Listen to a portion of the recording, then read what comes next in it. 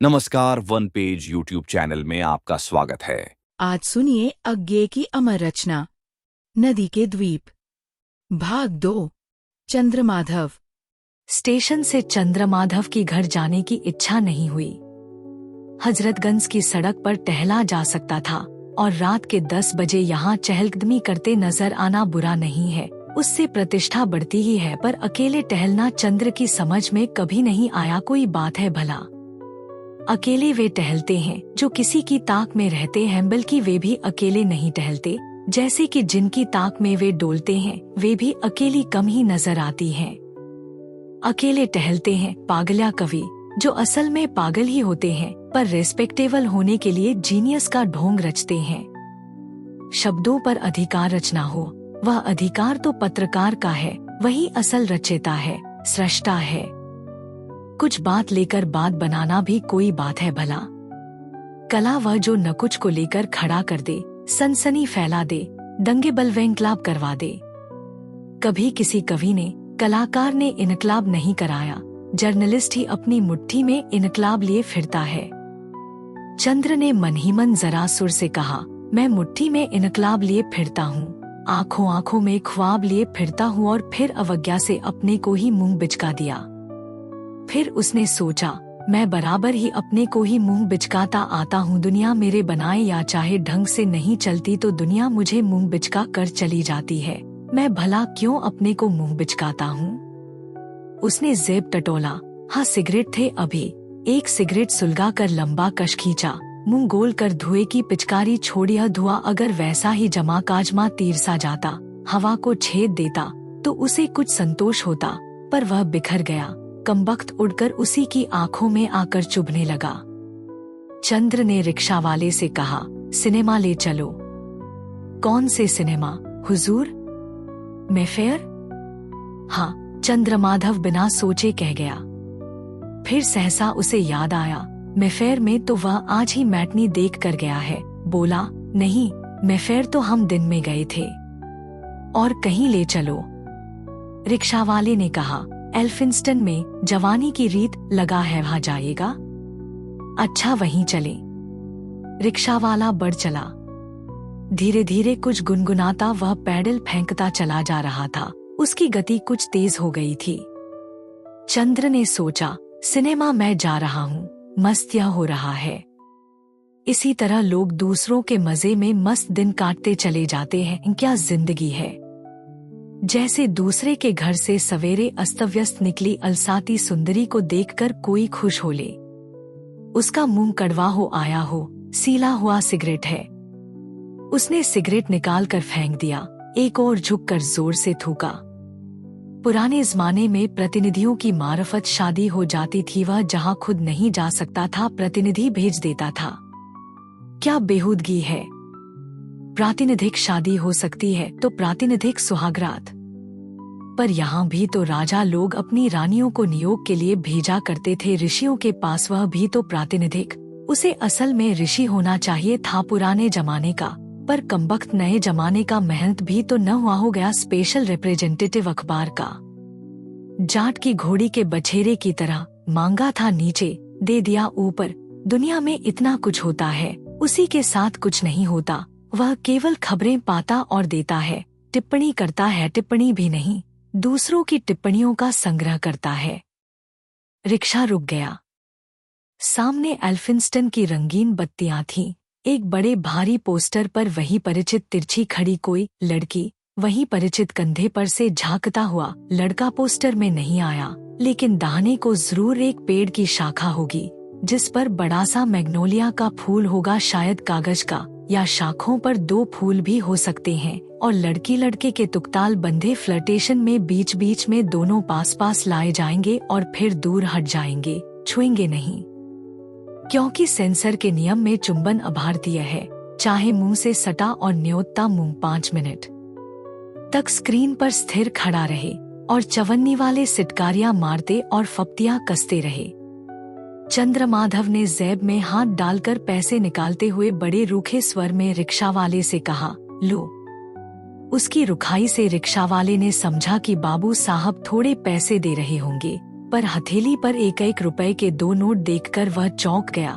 फिर तत्परता से हाथ उठाकर बोला, सलाम हुजूर। उदारता के लिए धन्यवाद देने का और तरीका ही उसे नहीं आता था। पर चंद्रमाधव में उदारता नहीं थी।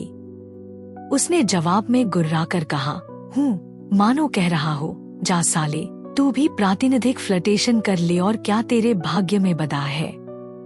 फिर वह सिनेमा के पोर्च के अंदर घुस गया। तथ्य और सत्य के बारे में चंद्रमाधव और भुवन की राय नहीं मिलती। कॉलेज ही से इस बात को लेकर उनमें बहस होती आई है। रागात्मक लगाव की बात तो दूर रही, तथ्य ही लोगों के अलग अलग होते हैं। इतिहास की घटनाओं से तो हमारा रागात्मक संबंध नहीं होता, फिर क्यों दो इतिहासकार दो इतिहास लिखते हैं? इसलिए कि दोनों भिन्न भिन्न तथ्य चुनते हैं।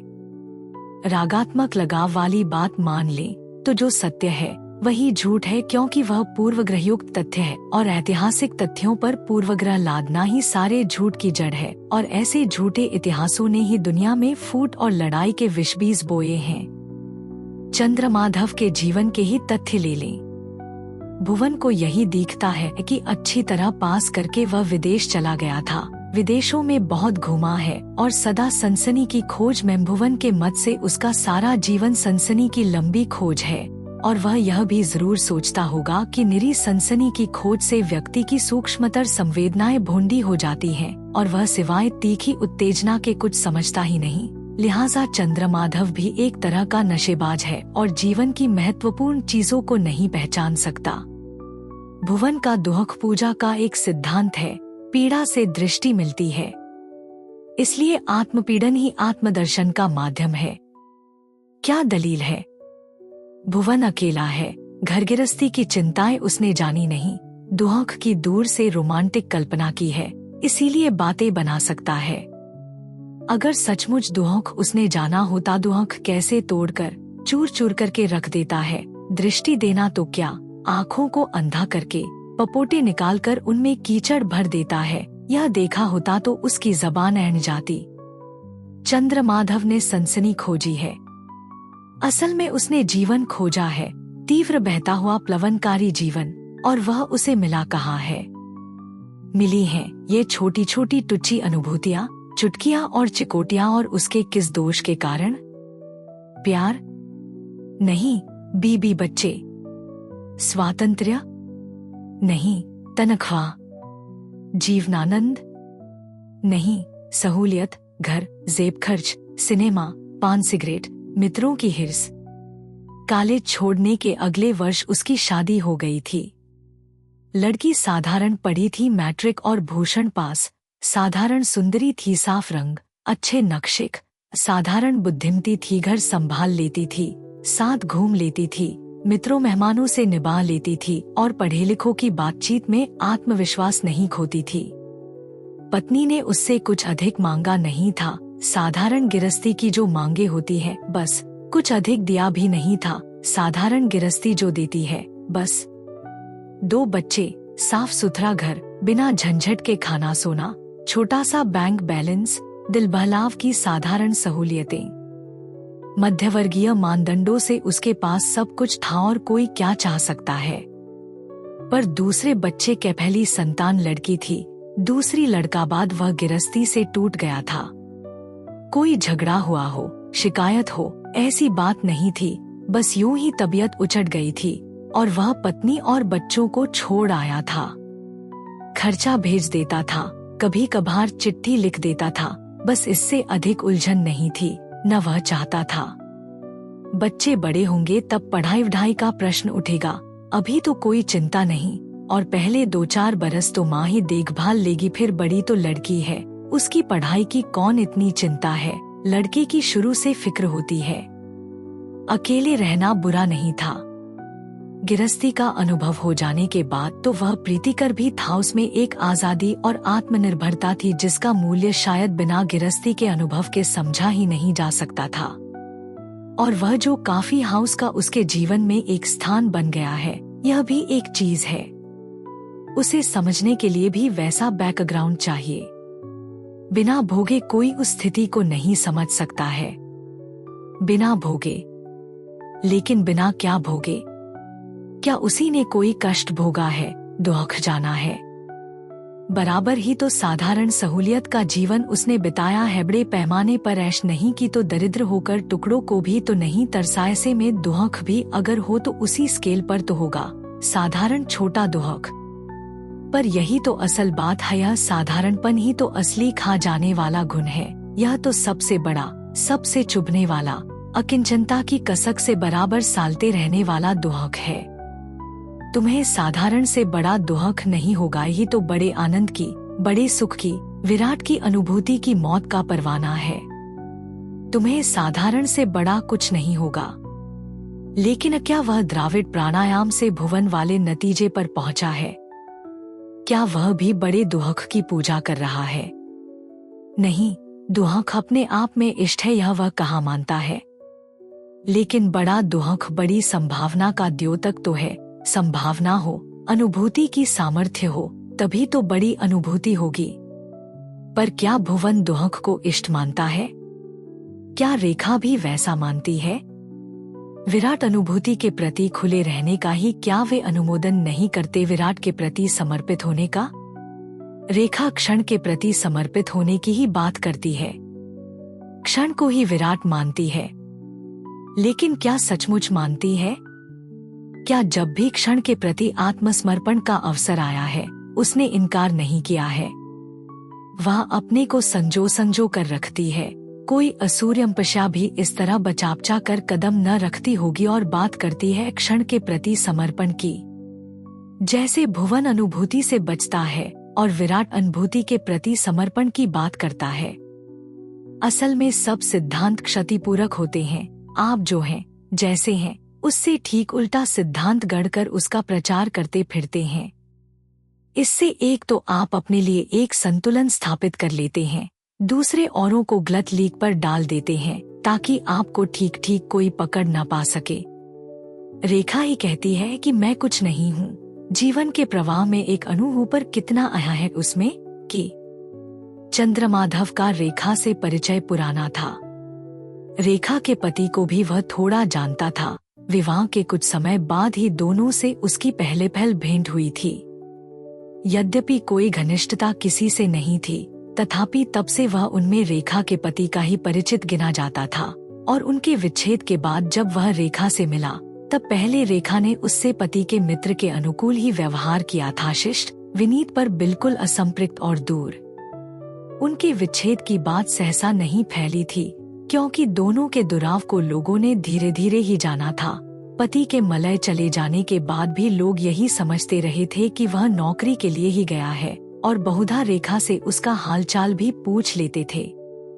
इतना ही अचंभा उन्हें होता था कि वह पत्नी को साथ क्यों नहीं ले गया। पीछे जब रेखा ने अलग नौकरी कर ली और यह भी खुल गया कि मलय में उसके पति के साथ कोई और स्त्री रहती है, तभी लोगों को उनके दुराव का पूरा पता लगा। और ऐसे में जैसे होता है, लोगों को पहले इसी बात का गुस्सा आया कि वे इतने दिनों तक भुलावे में ही क्यों रहे रखे गए। पति तो दूर चला गया था, रेखा पर यह गुस्सा भरपूर प्रकट हुआ। एक के बाद एक कई नौकरियां उसे छोड़नी पड़ी और उसके साथ साथ यह भी बात बन चली कि वह कहीं टिकती नहीं, 2-4 महीने बाद काम छोड़ देती है, जिससे आगे नौकरी मिलने में क्रमशः कठिनाई बढ़ती गई। इसी बीच चंद्रमाधव फिर से मिला था। उसकी स्थिति पर सहानुभूति प्रकट करके कुछ शिकायत भी की थी कि रेखा ने उसे क्यों न याद किया, वह जरूर कुछ सहायता करता। रेखा ने सहज विस्मय से कुछ झिझकते हुए कहा था, आप तो उनके मित्र हैं, मैं समझती थी कि आप जानते होंगे और आपसे सहानुभूति की आशा भी कैसे कर सकती थी। चंद्र इस बात से कट गया था, पर उसने प्रकट नहीं होने दिया था और सहायता करने और काम दिलाने का वचन दिया था। वह उसने किया भी था। कई जगह उसने बात की थी, फिर एक जगह नौकरी मिल भी गई थी। चंद्र बीच बीच में आकर उससे मिल भी जाता था, लेकिन यह नौकरी भी और नौकरियों की तरह छूट गई थी। बल्कि रेखा चाहे न जानती हो, उसके छूट जाने में चंद्र का भी हाथ था। उसके बार बार मिलने आने पर स्कूल की कमेटी के एक सदस्य ने उससे पूछा था तो उसने कहा था कि रेखा के पति के मित्र के नाते वह अभिभावक है, पर रेखा जिसे यूं भी छिपाव पसंद नहीं था और जो जानती थी कि छिपाना है भी व्यर्थ, लोग जान तो जावेंगे ही। कमेटी को पहले बता चुकी थी कि पति से उसका वर्षों से कोई संबंध नहीं है। बात समिति तक गई थी और उन्होंने रेखा को यद्यपि बड़े शिष्ट ढंग से नोटिस दे दिया था। इसके बाद रियासत में गवर्नेंस का पद दिलाने में भी चंद्रमाधव ने सहायता की थी। पत्र प्रतिनिधि के नाते रियासतों में उसकी वाकिफियत भी काफी थी। आतंक भी कुछ था। राष्ट्रीय उत्तेजना के उस जमाने में रियासतों का पत्रकारों से डरना स्वाभाविक ही था। यहाँ भी चंद्र बराबर मिलने आता था। एक बार 2-1 दिन ठहर भी गया। दोबारा जब आकर ठहरने की बात उसने की तो रेखा के उत्तर से वह भाप सका कि वह नहीं चाहती और तड़ाक से पूछ बैठा, रेखा देवी, अब मेरे आने पर आपको आपत्ति है? रेखा ने धीरे से कहा, मैं आपकी बहुत कृतज्ञ हूँ मिस्टर चंद्रमाधव। आप जरूर आइए और अब की बार अपनी पत्नी को भी साथ लाइए। उन्हें क्यों नहीं लाते आप? चंद्रमाधव थोड़ी देर सन्न रह गया, मानो किसी ने उसे चपत मार दिया हो। फिर उसने कहा, तो आपको मुझ पर विश्वास नहीं है? आप मुझसे डरती हैं? विश्वास की बात नहीं है मिस्टर चंद्र, पर वह शोभन है और मैं उनसे भेंट करना भी चाहती हूँ। चंद्रमाधव उठकर थोड़ी देर कमरे में टहलता रहा। टहलते टहलते उसने एक बड़ा निश्चय किया। बोला, रेखा जी, आप शायद मेरे बारे में बहुत कम जानती हैं। मैं अपनी जीवन कहानी आपको सुनाना चाहता हूँ। सुनेंगी? रेखा ने झिझकते स्वर में कहा, आप सुनाना चाहते हैं तो जरूर सुनूंगी, पर कहानी जितनी अपने आप कही जाए उतनी ही ठीक होती है।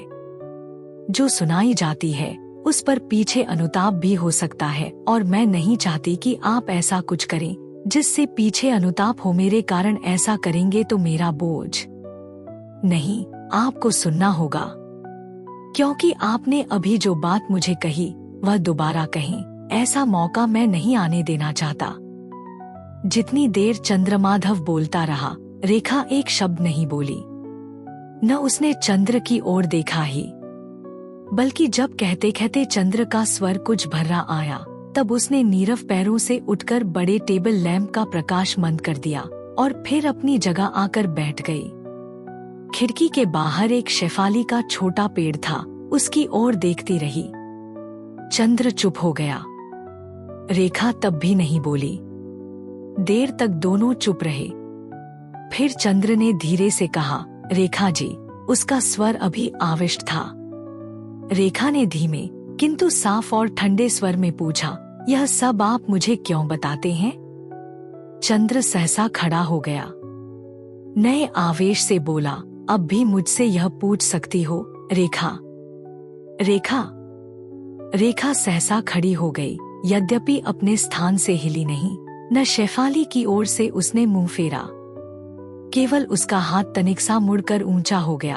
उंगलियों में एक हल्का सा निषेध या वर्जना का भाव आ गया। चंद्र ने फिर कहा, तुम कैसे यह पूछ सकती हो रेखा? एक अधूरा कदम उसने रेखा की ओर बढ़ाया, पर ठिठक गया। रेखा की विमुख निष्कंप देहवल्ली को उसने एक बार सिर से पैर तक देखा, फिर उसके उस मुड़े हुए हाथ को, फिर बोला, रेखा, रेखा देवी, मुझे क्षमा कीजिए रेखा देवी, और जल्दी से बाहर चला गया। लौटकर उसने एक क्षमायाचना का पत्र भी लिखा। 2-3 दिन बाद ही रेखा का उत्तर आया। उसमें सारी घटना का कोई उल्लेख ही नहीं था। ही लिखा था कि चंद्रमाधव को बार बार वहां आने में कष्ट होता है, अब की बार वही मिलने आवेगी। उसके ठहरने के लिए चंद्र को कष्ट नहीं करना होगा। रियासत वालों का एक गेस्ट हाउस लखनऊ में है और वहीं उसे ठहरने की अनुमति मिल गई है। बच्चे रानी के साथ ननिहाल जा रहे हैं, अतः उसे कुछ दिन की छुट्टी है। भुवन से जब रेखा की भेंट हुई, उससे पहले भी एकाधिक बार रेखा लखनऊ आकर रह गई थी। अक्सर वह रियासत के गेस्ट हाउस में ही रहती थी। एक आध बार लड़कियों के कॉलेज के हॉस्टल में भी किसी परिचिता के पास रह गई थी। चंद्रमाधव से वह बराबर मिलती, पर अपने ठिकाने पर उसे कभी नहीं ले गई थी। चंद्र पहुंचाने जाता तो फाटक पर ही उसे विदा करके भीतर चली जाती। एक बार चंद्र ने कहा भी था, आप अपने पास किसी को आने नहीं देती, जैसे। रेखा ने तुरंत हंसकर कहा था, मेरे आसपास दुर्भाग्य का एक मंडल जो रहता है, उसके भीतर किसी को नहीं आने देती कि छूत न लग जाए। पर अगर उसने यह कहा होता कि मेरे आसपास एक प्रभामंडल है जो किसी के छूने से मैला हो जाएगा, तो चंद्र को लगता कि उसने अपने मन के अधिक निकट की बात कही है। अपनी जीवन कहानी कह देने के बाद से फिर कभी चंद्र ने घनिष्ठता की कोई चेष्टा नहीं की थी। रेखा ने भी कभी उसकी याद नहीं दिलाई। उसके व्यवहार में कोई मैल या दुराव नहीं था, न कोई अधिक समीपता ही थी, पर उसका स्वर पहले से कुछ अधिक नरम रहता था और चंद्र को कभी कभी लगता था कि उसकी आंखों में एक करुणा भी है। कभी कभी वह चंद्र को तुम भी कहने लगी थी। उसने भी सोचा था कि उसे तुम कहे, पर उस दिन के अपने विस्फोट की बात याद करके रह जाता था। रेखा ही जब उसे कहेगी तभी कहेगा। अब बड़े दिनों की छुट्टियों में जब रेखा आई तब अपनी संरक्षित कुमारियों के साथ ही आई थी। रानी भी आई थी और सब गेस्ट हाउस में ही ठहरे थे। आने के तीसरे दिन तक वह चंद्रमाधव से मिलने नहीं गई, जा ही नहीं सकी क्योंकि रानी के अनुरोध से बच्चों को लेकर घुमाती रही। तीसरे दिन शाम के लगभग वह चंद्रमाधव के घर गई तो देखा वह अंगीठी में आग जलाए उसके निकट झुका बैठा है, घुटनों पर कोहनियां, हथेलियों पर थोड़ी टेके निर्निमेष दृष्टि से आग को देख रहा है। उसकी झुकी हुई पीठ, शिथिल पैर, माथे पर लटके हुए बाल, उदासी की उस मूर्ति को देखकर रेखा में सहसा करुणा उमड़ आई। उसने द्वार से ही पुकारा, चंद्र, क्या बात है चंद्र? चंद्र नहीं बोला। रेखा ने फिर कहा, अच्छे तो हो चंद्र, बोलते क्यों नहीं? चंद्र फिर नहीं बोला। रेखा ने उसके कंधे पर हल्का हाथ रखकर कहा, अगर मैं डिस्टर्ब कर रही हूं तो चली जाऊं? सवेरे फिर आ जाऊंगी। चंद्र ने बिना हिले कहा, आपको मिल गई फुर्सत इधर आने की? अभी शाम को आने की क्या जल्दी थी, कल ही आ सकती थी। रेखा को धक्का लगा, पर साथ ही तसल्ली भी हुई क्योंकि बात उसकी समझ में आ गई। चंद्र, मैं रानी साहिबा और बच्चों के साथ आई हूँ, उन्होंने छोड़ा नहीं। अभी थोड़ी फुर्सत मिली है, वे सब किसी पार्टी में गए हैं। आपको नहीं ले गए? आप भी जाती। चंद्र, मैं सचमुच पहले आ सकती तो आती, परसों से आई हुई हूँ। परसों से? मैंने तो कल नहीं, मैं कौन होता हूँ? मेरी ओर से तो आप अभी आई हैं। रेखा ने मुस्कुराहट दबाकर पूछा, तुमने कब जाना देखा था? और नहीं तो बच्चों को लिए बनारसी बाग के फाटक पर मूंगफली खरीद रही थी, वहां से यह स्थान कुछ भी दूर नहीं है। अच्छा, आज सुबह तुमने देखा था तो तुम ही आ जाते। चंद्र ने फिर तुनुक कर कहा, जहां जरूरत न हो वहां जा घुसने की आदत मेरी नहीं है। रेखा ने कहा, बहुत अच्छी आदत है तुम्हारी। अच्छा उठो, घूमने चलना है, फिर कॉफी पिएंगे, फिर मुझे ठिकाने तक छोड़ आना। और सर्दी है, कोट पहन लो। चंद्र अनमना उठ खड़ा हुआ। बाहर घूमते हुए उसे लगा रेखा ने न केवल उसे क्षमा कर दिया है बल्कि उसके निकट भी आ गई है। उसे अचंभा भी नहीं हुआ क्योंकि स्त्रियों में यह होता ही है, जब बहुत अधिक दुत्कार देती हैं तब भीतर द्रवित भी हो जाती हैं। रेखा लाख असाधारण हो पर स्त्री तो है। उसका बुझा हुआ मन धीरे धीरे खिलने लगा। उसने कहा, रेखा जी, मेरे इन मूड्स का बुरा तो नहीं मानती? रेखा ने मानो किसी दूसरी विचार तरंग में उत्तर दिया बल्कि प्रश्न पूछा, चंद्र, तुम्हें अपना बचपन याद है? हाँ तो क्यों? यूं ही अच्छे दिन होते हैं बचपन के। चंद्र उसकी बात ठीक ठीक नहीं समझा। मैं तो कभी कभी सोचता हूँ फिर आ सकते तो आपको कभी लगता है कि फिर आ सकते तो कितना अच्छा होता। स्त्रियां बड़ी व्यावहारिक होती हैं, यह किसी तरह नहीं भूल सकती कि बीते दिन फिर नहीं आते और असंभव कभी मांगती नहीं। यूं भी मुझे निरंतर बड़े होते चलना अच्छा लगता है। बड़े होना यानी बूढ़े होना, आप ऐसी बात कैसे कह सकती हैं? जो क्षण में जीता है, क्षण को स्वीकार कर लेता है, वह बूढ़ा होता ही नहीं।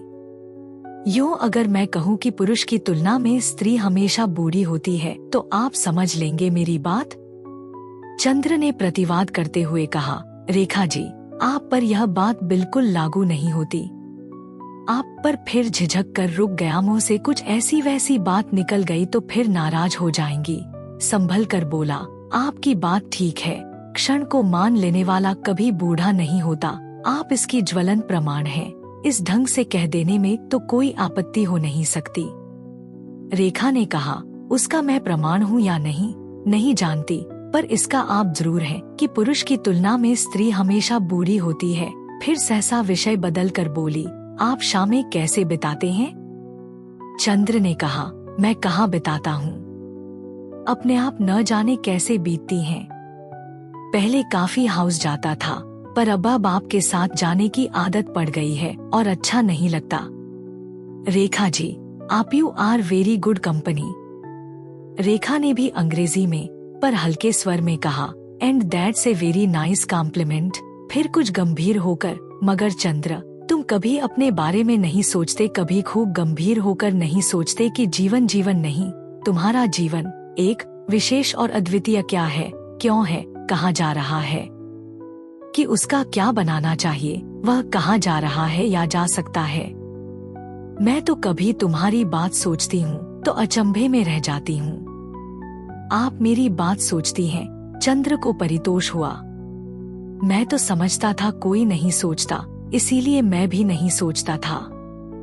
और सोचने को है भी क्या? पीछे देखता हूँ तो, लेकिन वह तो मैं आपको बता चुका हूँ। कभी सोचता हूँ कि अतीत के प्रति कोई बहुत बड़ी ग्रीवेंस होती तो वह भी कुछ बात होती, उसी की कड़वाहट एक सहारा हो जाती। एक उत्पीड़ित मसीहा की तरह मैं चल निकलता। बहुत से लोग इस उत्पीड़न के आक्रोश के सहारे ही जीते हैं, उसमें से बड़े बड़े जीवन सिद्धांत भी निकालते हैं और दूसरों का उत्पीड़न करने का जस्टिफिकेशन भी।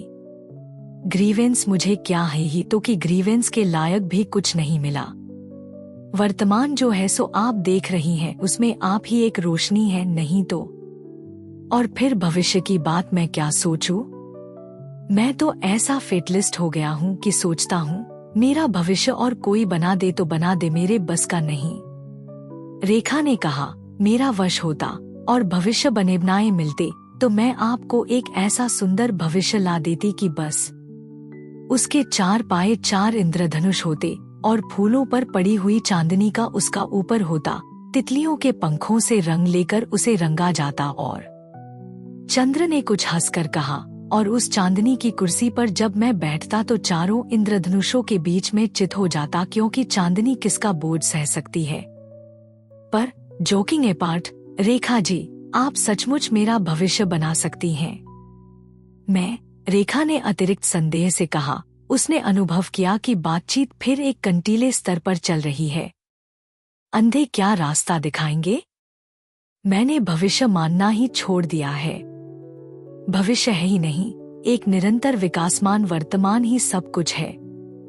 आपने कभी पानी के फव्वारे पर टिकी हुई गेंद देखी है? बस जीवन वैसा ही है, क्षणों की धारा पर उछलता हुआ। जब तक धारा है तब तक बिल्कुल सुरक्षित, सुस्थापित, नहीं तो पानी पर टिके होने से अधिक बेपाया क्या चीज होगी। रेखा जी, आपकी कल्पना बड़ी सुंदर है, लेकिन आप उस जीवन को आरक्षित समझें। है असल में वह एक्सटेसी का जीवन, और एक्सटेसी क्षणिक भी हो तो ग्राह्य उस पर 100 सिक्योर जीवन निछावर है। रेखा चुप रही। वह बात का रुख बिल्कुल बदल देना चाहती थी, पर चंद्र को क्लेश भी नहीं पहुंचाना चाहती थी। चंद्र ने ही फिर कहा, रेखा जी, आपकी कभी छुट्टियां नहीं होती? क्यों? अब की हो तो चलिए ना, कहीं पहाड़ चला जाए। आप भी तो बहुत दिन से न गई होगी। गई तो नहीं, पर अब की बार शायद नौकरी पर ही जाना पड़ेगा। कहाँ? शायद मसूरी। अरे नहीं, वह भी कोई जगह है, इतना भीड़ भड़का। यूं तो खैर अच्छी भी है, रौनक रहती है। ऐसा भी क्या पहाड़ की बिल्कुल मनहूसियत छाई रहे, पर नहीं। दूर किसी पहाड़ पर चलिए, हिमालय की भीतरी किसी श्रृंखला में कुल्लू चलिए, या कालिम्पोंग, या ऐसी किसी जगह। मेरा जाना तो पराधीन है। छुट्टी ले लीजिए ना।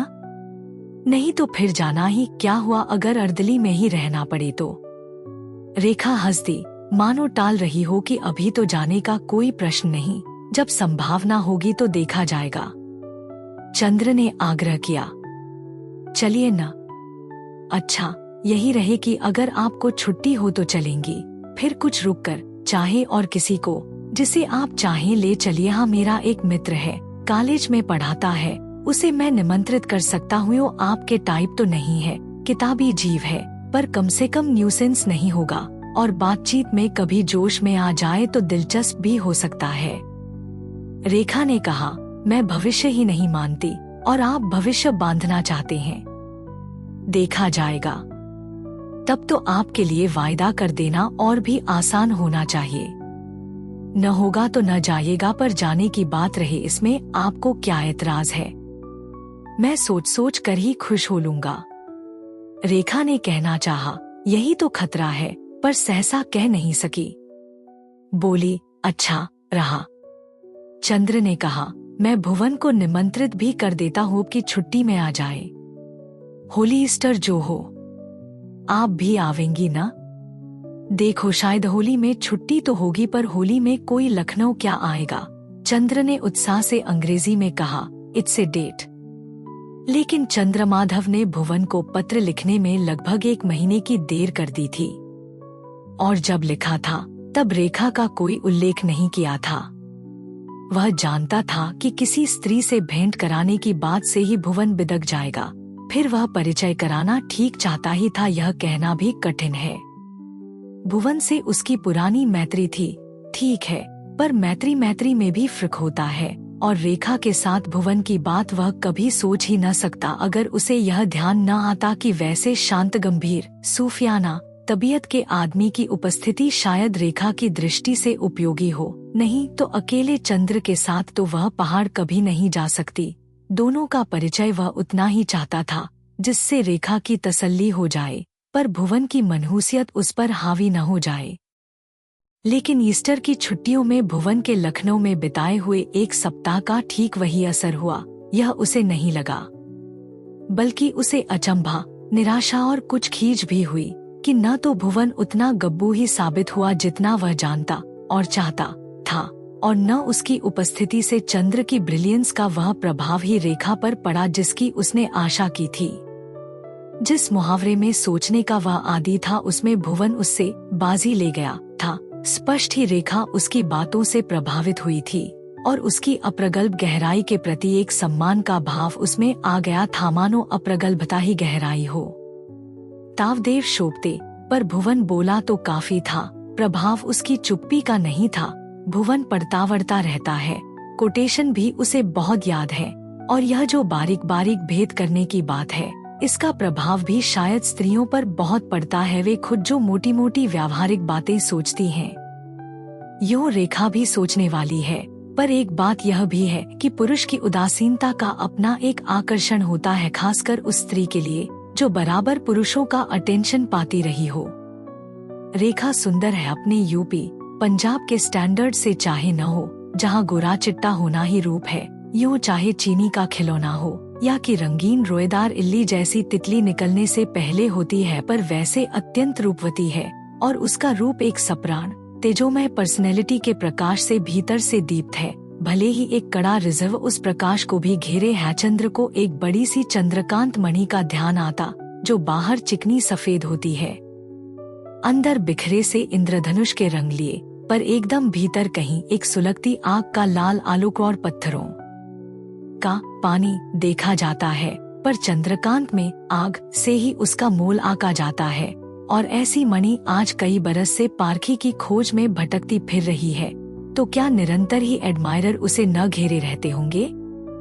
यही वह देखता है। उसी के यहाँ रेखा को जिसने आते जाते देखा है, उसके बारे में पूछे बिना नहीं रह सका है, और जिसने पूछा है उसकी मानो दीठ से ही टपकती लार का लिसलिसापन वह अनुभव कर सका है। जब से रेखा उसके यहाँ आती जाती है, तब से उसके मित्र भी मानो बढ़ गए हैं, और काफी हाउस में भी लोग हेलो करने आ जाते हैं और काफी पिलाने का आग्रह करते हैं।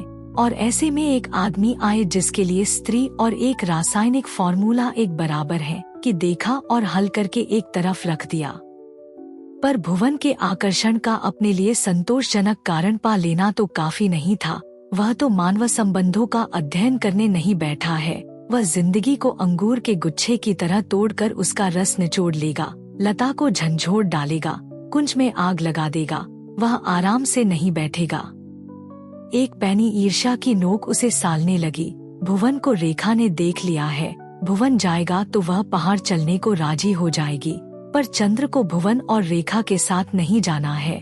भुवन को चंद्र और रेखा के साथ जाना है, क्योंकि एक ओट के रूप में उसकी उपयोगिता है।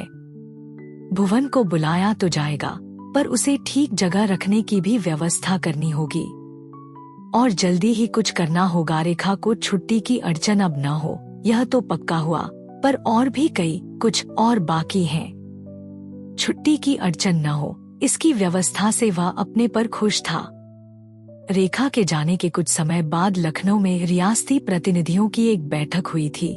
बातचीत के सिलसिले में चंद्र ने एक उच्च अधिकारी से अमुक रियासत की राजकुमारियों की गवर्नेंस की कुछ चर्चा कर दी थी।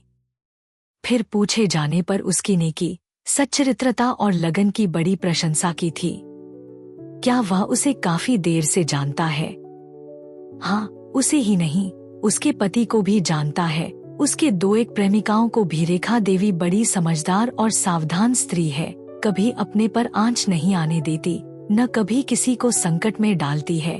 उससे कभी किसी की बुराई नहीं सुनी गई। यूं आजकल ऋषि मुनियों का जमाना थोड़े ही है। अच्छा वह जिसके नाम पर कोई धब्बा न हो, इससे आगे किसी के निजी जीवन को कुरेदना भी नहीं चाहिए।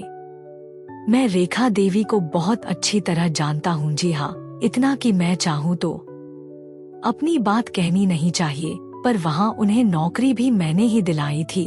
और चंद्र कुछ ऐसे ढंग से मुस्कराया था कि रेखा को जानने में और उसे नौकरी दिलाने की लाचारी में कोई संबंध हो। और चंद्रमाधव जैसा उत्तरदायी आदमी जिसे अपने निकट लेता है, उसका ध्यान रखता है, उसकी उचित व्यवस्था करता है।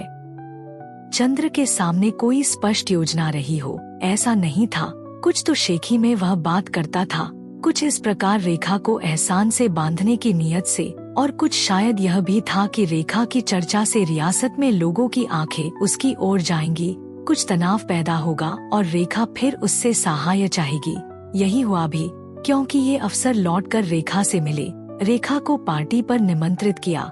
रेखा नहीं गई, पर उनके निमंत्रण के बाद और भी निमंत्रण उसे मिले। लोग उसके घर पर मिलने भी आए। वह जो सदा किसी की आंखों के आगे होने से बचती थी, सहसा अपने को इस हलचल का केंद्र पाकर समझ न सकी कि मामला क्या है। रानी ने भी दो एक बार हल्की सी चुटकी ली, यद्यपि उसमें नापसंदी या आलोचना की भावना बिल्कुल न थी। तब एक दिन सहसा रेखा ने इस्तीफा दे दिया। कारण उसने यही बताया कि उसका स्वास्थ्य कुछ ठीक नहीं है और वह विश्राम चाहती है। रानी ने वास्तविक अनिच्छा से उसे छोड़ दिया। यह भी कहा कि वह चाहे तो लंबी छुट्टी ले ले और फिर लौट आए। और जब रेखा ने नहीं माना तो यह भी कहा कि भविष्य में जब भी वह पुनः आना चाहे आ सकती है, उन्हें हर्ष ही होगा। कभी उनकी सहायता की जरूरत हो तो वह निस्संकोच उन्हें लिखे। इस प्रकार सर्वथा सद्भाव के साथ रेखा नौकरी छोड़ आई। स्थिति परिवर्तन का कारण उसे ज्ञात न था। चंद्र को उसने पत्र लिखकर सूचना दे दी। कारण ठीक ठीक लिख दिया कि रियासत के कर्मचारियों की उसमें आवश्यकता से अधिक दिलचस्पी है। चंद्र मन ही मन मुस्कराया। फिर उसने लिखा कि रेखा लखनऊ आ जाए। दो एक और नौकरियां उसकी निगाह में हैं, पर रेखा के आने से उसकी सलाह से प्रबंध करेगा। रेखा तत्काल नहीं आई थी। आते आते ईस्टर निकट आ गया था और लखनऊ से वह एक परिचित परिवार के यहाँ कुछ दिन बिताने प्रतापगढ़ जाने को वचनबद्ध हो आई थी। चंद्र ने संवेदना बताकर यह भी प्रस्ताव किया था कि अब गर्मी के बाद ही रेखा नया काम करे, कुछ घूम घाम ले और पहाड़ भी हो आए। और इस सिलसिले में जाड़ों की बात की याद भी दिला दी थी, पर आग्रह नहीं किया था। ईस्टर में भुवन आएगा यह भी बता दिया था। भीड़ के साथ सिनेमा घर से बाहर निकला तब चंद्रमाधव की मानसिक स्थिति में विशेष परिवर्तन नहीं हुआ था।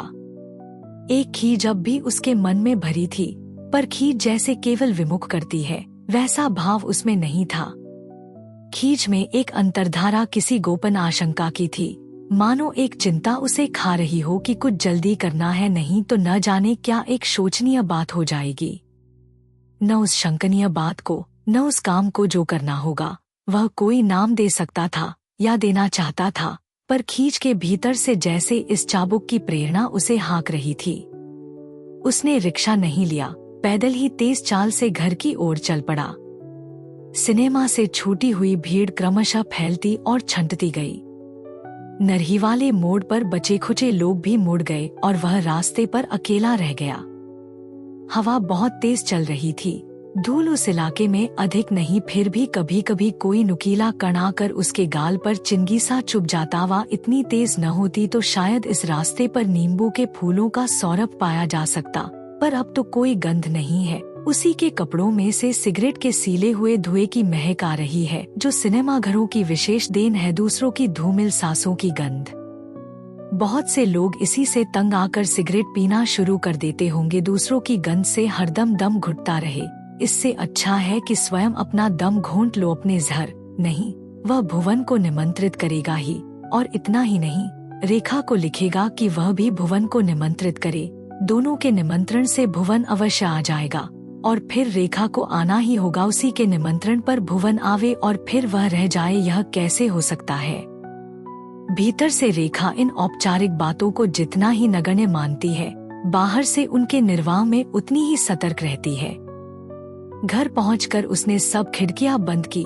सहसा स्तब्ध हो गए वातावरण में उसने कपड़े बदले, बालों को उंगलियों से थोड़ा मसलकर, हाथों में थोड़ा कोलोंजल डालकर माथे पर और कनपटी पर मल लिया। फिर कंघी से बाल सवारे और टेबल लैंप जलाकर पत्र लिखने बैठ गया। भुवन को जो पत्र लिखा गया वह छोटा ही था। भुवन के जाने के तत्काल बाद क्यों पत्र लिखा जा रहा है, इसकी सफाई देते हुए उसने लिखा कि यह बात वह बहुत दिनों से कहना चाह रहा था, पर कुछ झिझक ही रही, क्योंकि भुवन एक तो अपने वैज्ञानिक कार्यों और पढ़ाई में व्यस्त रहता है, दूसरे चंद्र को यह भी डर रहता है कि वह कहीं खामखा भुवन के स्वायत्त स्वतः संपूर्ण जीवन में टांग न अड़ा रहा हो। उसकी बहुत दिनों से इच्छा है कि भुवन के साथ कहीं पहाड़ की यात्रा करे, पर कभी मौका नहीं बना है। क्या अब की छुट्टियों में वह संभव हो सकेगा? यदि भुवन चलने को राजी हो तो वह भी 1 महीने की छुट्टी ले रखेगा। उसके काम में तो पहले से छुट्टी का प्रबंध कर रखना नितांत आवश्यक है, इसीलिए वह इतना पहले पूछ रहा है। और जाने के लिए वह तो कुल्लू की बात सोच रहा है, पर भुवन की जहाँ इच्छा हो वहीं जाया जा सकता है। उसे भरोसा है कि भुवन अच्छी ही जगह चुनेगा, क्योंकि वह तो और भी अधिक शांत एकांत जगह चाहता है। फिर पुनश्च करके उसने जोड़ दिया था, रेखा देवी ने भी पहाड़ जाने की इच्छा प्रकट की थी, और कुल्लू या वैसे ही किसी एकांत स्थल की। पर तुम जानते हो उसके साथ अकेले मेरा जाना कैसा लगेगा।